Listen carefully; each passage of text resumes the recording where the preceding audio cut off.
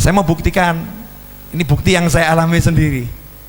Almarhum abah saya itu bukan penceramah seperti saya, enggak, bukan penceramah. Kerjanya apa? Dulu jual sate gulai, warung komplit di Solo dulu ya, jual sate gulai. Saya yang larang berhenti, berapa cukup? Mah cukup, nggak boleh jualan lagi. Tapi gitu ya, tapi punya anak saya, salah satu di antaranya punya anak saya. Ketika meninggal dunia, alhamdulillah gitu ya, yang melayat ya banyak, ya, yang sampai prosesi pemakaman ya banyak, dan alhamdulillah dapat izin dimakamkan di majelis. Bukan seorang ulama, bukan, itu biasa dapat izin dimakamkan di majelis. 40 hari makamnya, teman-teman saya mau bacakan Al-Quran, 40 hari nggak berhenti, teman-teman saya mau bacakan Al-Quran. Alhamdulillah, la haula wala quwata illa billah, tahlil 40 harinya yang hadir 20.000 orang. Benar-benar 20.000 orang, tahlil 40 harinya. Baca Yasin 20.000 orang ini. Sekarang saya mau nanya, kenapa anaknya yang namanya Novel ini, atau Novel dalam tulisan Indonesia, kenapa anaknya yang satu ini mati-matian ngajak teman-temannya, ayo hadir tahlil abah saya, ayo doakan abah saya, ayo, kenapa saya dibuat sama Allah begini? Sampai malam ini saya ceritakan juga di sini, kenapa ayah saya begitu berkesan. Seumur hidup ayah saya marah sama saya nggak sampai 5 kali, nggak pernah marahin saya sama sekali. Kalau ada adik saya berbuat sesuatu yang menurut saya kurang pas, saya mau marah, jawabannya, jangan kau marahi adik kau itu waliullah, selesai. Adik kau itu waliullah, jangan kau marahi. Tidak pernah marah sama anaknya sama sekali. Yang ada justru dukung anaknya. Anaknya diperlakukan oleh siapapun, model apapun, difitnah model apapun, ngalami model apapun, tidak pernah bapak ini merasa malu dengan anaknya. Gak pernah. Waladi ini anak saya nih, gak pernah malu dengan anaknya. Justru ngomong begini, gak usah ngurusi orang, kau jalano dakwah kau mau cari duit ya cari duit, yang penting hatimu seneng, gak usah ngurusi orang, bapakmu seneng, selesai. Bapakmu seneng, jalankan. Jadi bukan anak dipatahkan, tidak, justru anaknya didukung. Udah kamu jalan aja, gak usah bingung. Setiap kali saya buat majelis, ayah saya tidak pernah duduk di depan, tidak pernah.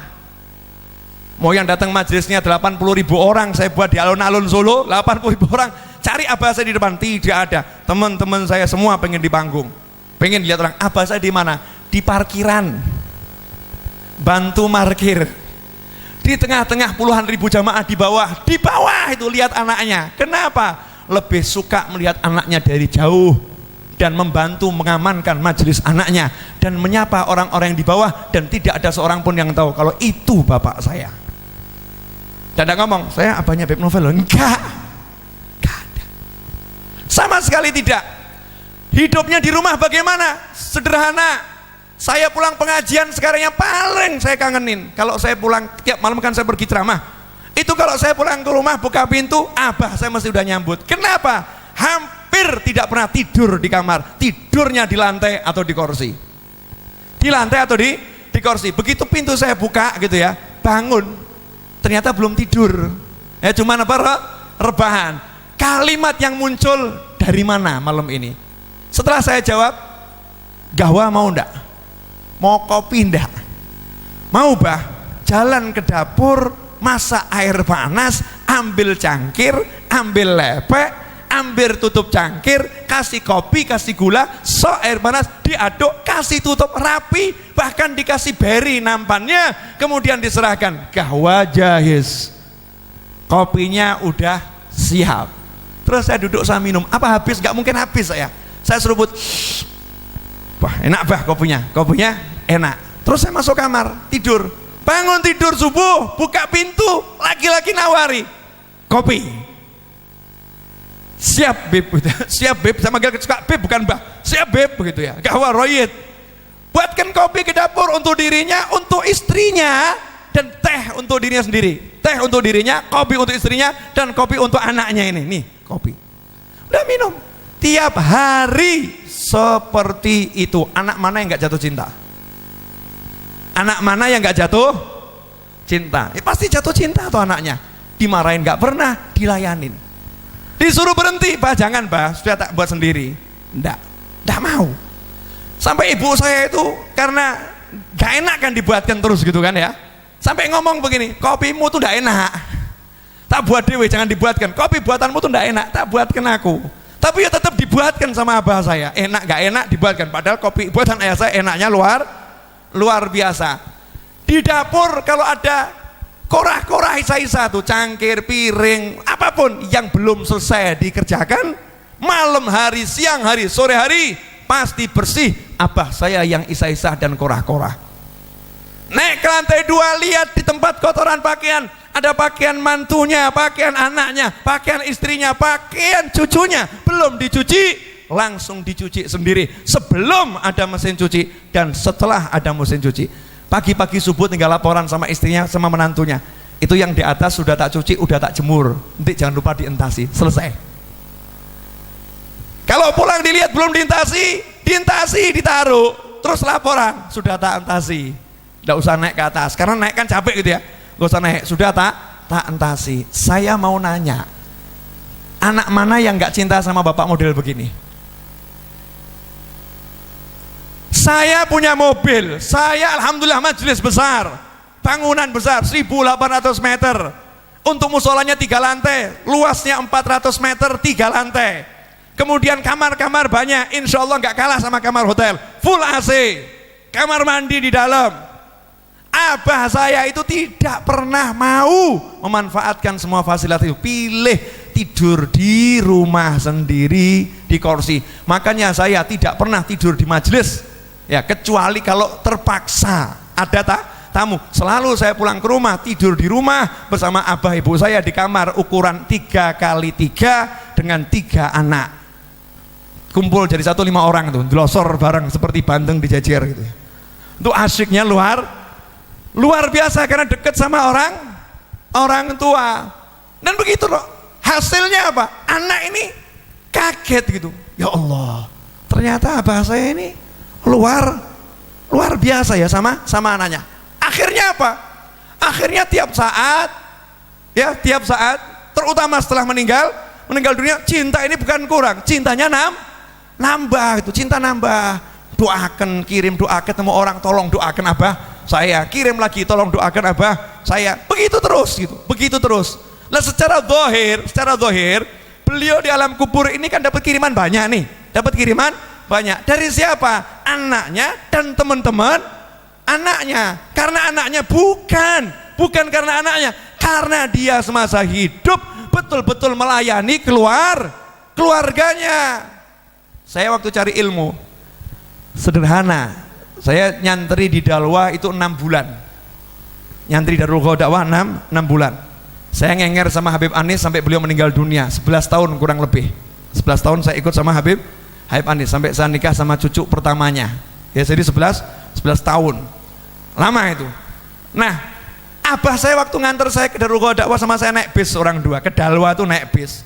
Nah kita gak ngerti Dalwa tuh di Raci, taunya di Bangil, jadi berhenti di Bangil ke Raci itu kan masih sekian kilo, hampir ada 5 atau 8 kilo tuh dari Bangil ke Raci. Bawa tas gede, berdua jalan kaki berdua sampai Raci itu ya, karena nggak ngerti yang mana pesantrennya. Nanti kalau naik bis mandek di mana nggak paham, akhirnya jalan kaki orang 2, kata situ bah orang 2 nih, sampai akhirnya nyampe. Abah saya kalau ingat cerita itu ngomong, ente ini novel ini kalau waktu cari ilmu ke pesantren sama anak ini kayak Nabi Musa ketemu Nabi Khidir jalan bareng gitu, kayak Musa sama Khidir jalan bareng orang 2 itu kayak gitu tuh. Ditemani anaknya ditemenin dan berkesan. 6 bulan itu 2 kali ayah saya jenguk saya, 2 kali jenguk naik bis, dan ketemu anaknya sebentar balik, dan tidak nanya macam-macam, ngasih duit 200.000 pulang. Itu yang dipikirkan anaknya, nggak dimarah, nggak dimaki, nggak dicaci, nggak dihina, nggak direndahkan, dimuliakan anaknya. Hasilnya maka man khadama khudim, siapa melayani akan dilayani, siapa memuliakan akan dimuliakan. Pertanyaan saya untuk saya kan juga punya anak, bapak ibu punya punya anak. Lah anak kita ini mau kita apakan? Apa terus dicaci dimaki atau seperti ibunya Ustaz Yusuf Mansur? Berat. Allahumma sholli ala sayyidina Muhammad. Gendong, apa susahnya sih? Disuruh bangun susah, teriak biar teriak, berontak biar berontak. Mama ini gimana? Anak lucu, gendong aja dengan ketawa. Buka bajunya, Allah mau teriak berontak dia, siram dengan ketawa. Hasilnya nanti cinta. Masa pagi-pagi orang tua hati udah mangkel sama anaknya, hati udah benci sama anaknya. Itu namanya benci kepada Allah Subhanahu wa ta'ala, tapi nggak sadar. Karena dia minta anak sama Allah, dikasih anak sama Allah, justru anak ini dia musuhin, dia caci, dia maki. Namanya anak itu amanat untuk disayang, untuk diberi sentuhan yang lembut, bukan dihina, dicaci, dimaki, diteriaki dan lain sebagainya. Jelas ibu-ibu? Gelo atau enggak gelo? Itu anaknya sendiri, bukan anak orang lain. Bapak-bapak mohon maaf, luangkan waktu sama anaknya. Nanti nyesel kalau enggak. Luangkan waktu sama anaknya. Jenengan bisa duduk sama teman, duduk sama orang lain lama-lama. Kenapa sama anak enggak bisa? Karena setan ada dan setan ngerti ini bahaya nih. Kalau orang tua deket sama anak itu bahaya. Makanya habaib dulu kemanapun anak dibawa itu anak kan. Ya walaupun dikenalkan sebentar sudah suruh main. Ya biar main di luar. Tapi dibawa ke sana, dibawa ke sini, dibawa terus dibawa. Itu cerita orang-orang tua dulu. Tapi sekarang enggak. Anak ini punya dunia sendiri. Berapa tahun sekarang kita bisa deket sama anak kita? Jawab jujur. Umur 12 tahun anak itu udah hilang. Gak mau duduk sama orang tuanya, main sama temennya sendiri. Kadang kita mau ngajak keluar bingung, gak bisa bah, punya jadwal sama fulan. Gak bisa bah, ini mau pergi sama temen saya ini. Gak bisa bah, gak bisa mi, gak bisa bu dan lain sebagainya. Hadirin yang dimuliakan Allah Ta'ala.